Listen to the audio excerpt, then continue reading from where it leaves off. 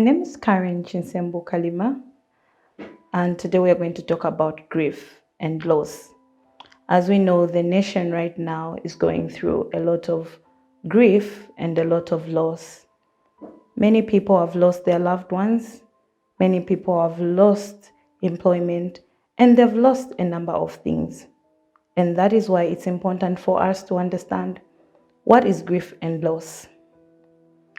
So, in simple terms, grief is a natural, painful emotional response to a loss of something significant. And a number of people experience various reactions to grief and loss.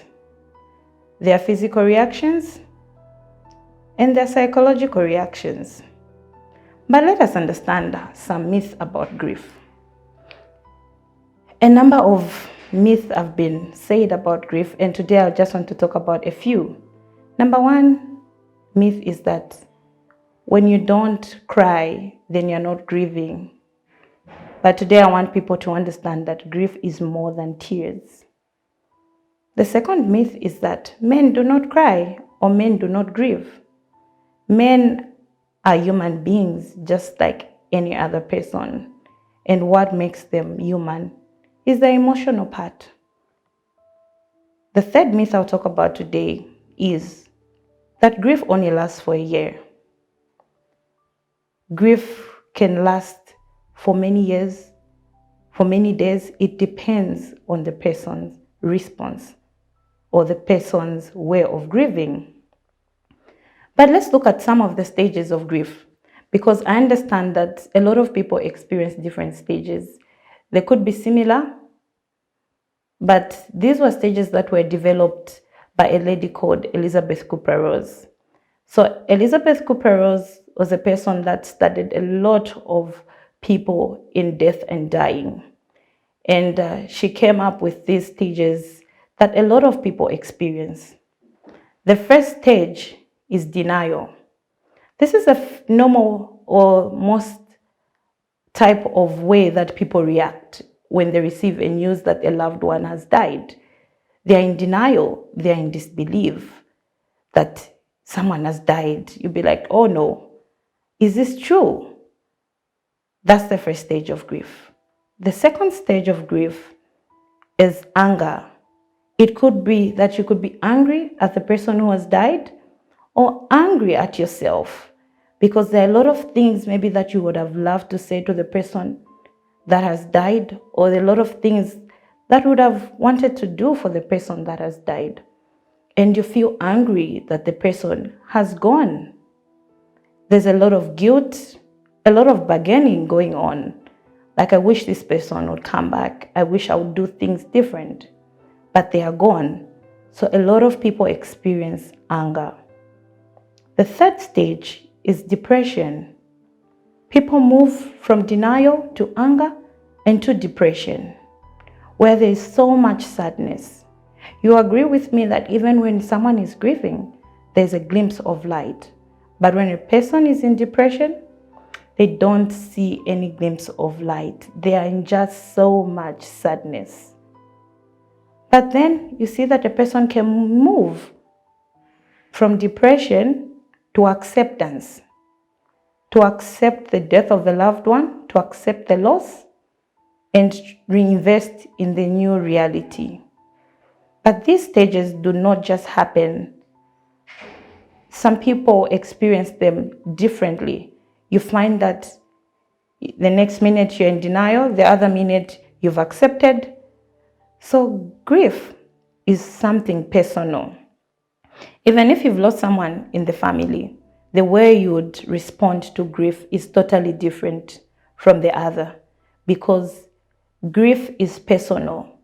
The bond that you shared with that person who has died could not be the same as the bond that the other friend or your other relative had. So you don't expect that you all go through the same process and heal in the same time. So let us understand some of these physical and emotional or psychological symptoms that people experience. When you talk about physical symptoms, you see that a lot of people report feeling fatigued, headaches, stomach pains, body pains, heart racing. Those are some of the physical symptoms that people report. And we talk about psychological problems. You find that a person can't sleep, they have insomnia. A person's way of thinking and coping or reprocessing things is affected. You find that the person becomes suicidal for some people. They want to take away their life. They feel like, why should I continue living? There is nothing I'm living for. So a lot of people experience those psychological problems. They think that it's the end. They feel trapped. They feel like they can't cope with the situation. But how can someone be helped in the process? But before I go to that, let's talk about the types of grief. There are types of grief, and today I'm going to talk about 3 types of grief. Number 1 is normal grief. So what is normal grief? Normal grief looks like, as much as it is painful, you've lost someone significant to you, but then slowly those symptoms that we've talked about, the psychological symptoms, the physiological symptoms, tend to diminish with time because you're working through your grief. So that is a normal way of grieving. You are coping, you can go for work, but it's not that you're not grieving. You have times when it's hard. You have time when you cry, but you will still cope, you will still laugh, and you will still function. Then we have anticipated grief. So with anticipated grief, you find that even when a loved one is very sick, you can even see or anticipate that they might die. And you start going through the process of grief even before the person dies. So some people would wonder, even when a person dies, like, wasn't she crying? She was just quiet the whole entire time. But like I said, grief is more than tears. You don't know, maybe that person already went through the process of grieving. The 3rd type of grief I'm talking about today is disfranchised grief. Disfranchised grief is a type of grief that a person is not really looked at like, why should they grieve? Because this is something not to grieve about. For example, a death of a child, or a miscarriage, a death of a pet. Society does not look at that kind of loss as something that you would grieve about. I mean, it's just a pet. Why are you crying? And no, it was just a miscarriage. It wasn't a baby. But it's a very important part of you, and for you, it's very significant, and it's a loss. The last type of grief I'll talk about is complicated grief. So even as we look at the stages of grief, we see that a person moves to acceptance from depression, but it's not all the time that someone gets to acceptance. You find that they are stuck in depression. And when they're stuck in depression, they experience a lot of complications. For some people, they tend to have anxieties, they can't sleep, they're hallucinating, they become psychotic, and a lot of things happen that will require them to get help. Could be seeing a psychiatrist or seeing a therapist, a psychotherapist, to help them cope with the loss, because it is now complicated. They feel it's beyond them and they need support. So what are some of the things that we can do to help the grieving process? First thing first, grief does not end. Grief does not end. We only transition to learn to grieve in a more healthy way. And one thing that can help us is to ask this question: what and not why? A lot of people ask the question, why me? Why did I have to experience this pain? Why did my mother have to die? Why should I go through this? But ask yourself, what? What are you going to do about the loss? What are you going to do for yourself? What are you going to do to cope? What are you going to do next?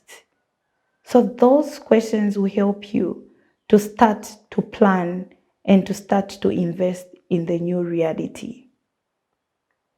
It is okay not to be okay when things are not okay. It's okay to cry.